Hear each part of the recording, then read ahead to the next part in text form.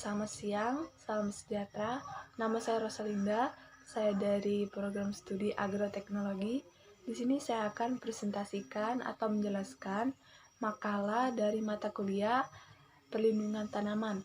Judul makalah ini yaitu pengendalian secara terpadu.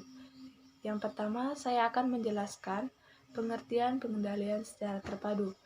Pengendalian hama terpadu didefinisikan sebagai cara pendekatan atau cara berpikir tentang pengendalian organisme pengganggu tumbuhan atau OPT yang didasarkan pada pertimbangan ekologi dan efisiensi ekonomi dalam rangka pengelolaan agroekosistem yang berwawasan lingkungan berkelanjutan. Adapun beberapa pengertian pengendalian secara terpadu menurut beberapa ahli, yaitu salah satunya Smith 1978. Pengendalian hama terpadu adalah pendekatan ekologi yang bersifat multidisiplin untuk pengelolaan populasi hama dengan memanfaatkan beraneka ragam teknik pengendalian secara kompatibel dalam suatu koordinasi pengelolaan. Ada yang kedua, prinsip dan tujuan pengendalian secara terpadu. Tujuan pengendalian secara terpadu yaitu memantapkan produktivitas yang tinggi, menjamin kemantapan swasembada pangan, memperhatikan kelestarian lingkungan, melindungi kesehatan konsumen dan produsen, meningkatkan efisiensi faktor produksi, meningkatkan kesejahteraan petani, dan menurunkan dan mempertahankan populasi hama tetap di bawah ambang atas yang dapat menyebabkan kerusakan secara ekonomis.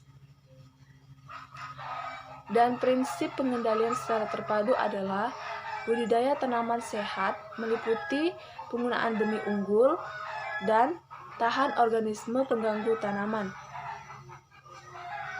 Pengamatan agroekosistem dilakukan rutin setiap seminggu sekali dengan metode tertentu melakukan pengamatan untuk mengetahui kondisi tanaman secara utuh.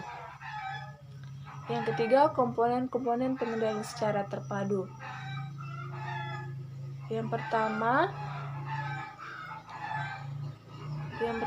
pengendalian secara fisik. Pengendalian ini dilakukan dengan cara mengatur faktor-faktor fisik yang dapat mempengaruhi perkembangan hama sehingga memberi kondisi tertentu yang menyebabkan hama sukar untuk hidup. Yang kedua, pengendalian secara mekanik. Pengendalian secara mekanik mencakup usaha untuk menghilangkan langsung hama yang sedang menyerang dengan tangan secara langsung atau dengan melibatkan tenaga manusia telah banyak dilakukan oleh banyak negara di permulaan ini. Dan ada lagi pengendalian secara kultur teknis.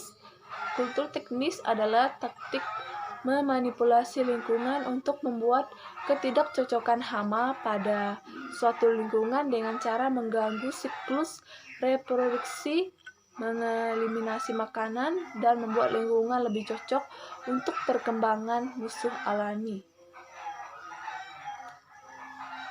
Ada lagi pengendalian secara hayati.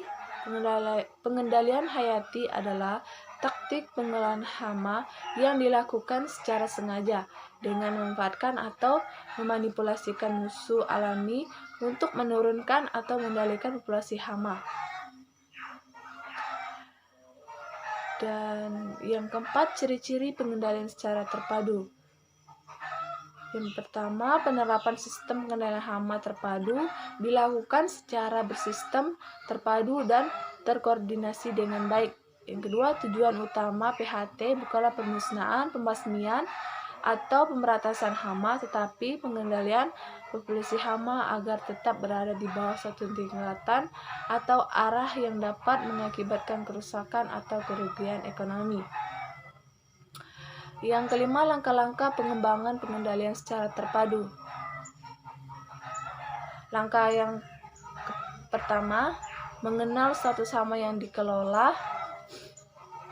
Yang kedua, mempelajari komponen saling tindak dalam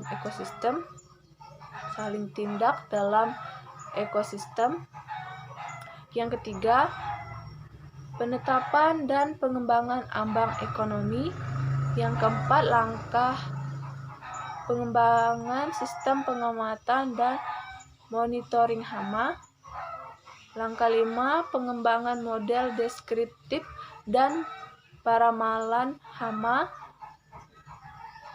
Yang keenam, pengembangan strategi pengelolaan hama. 7, penyuluhan kepada petani agar menerima dan menetapkan PHT. Yang terakhir, yang ke-8, pengembangan organisasi PHT. Mungkin sampai situ saja penjelasan atau presentasi dari saya.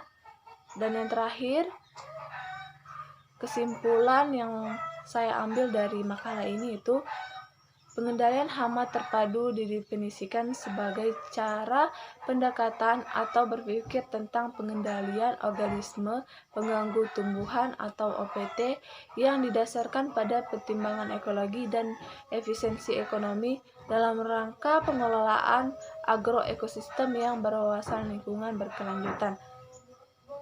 Mungkin ini saja presentasi dari saya. Jika ada kata-kata yang tidak berkenan, saya mohon maaf. Sekian presentasi dari saya. Terima kasih.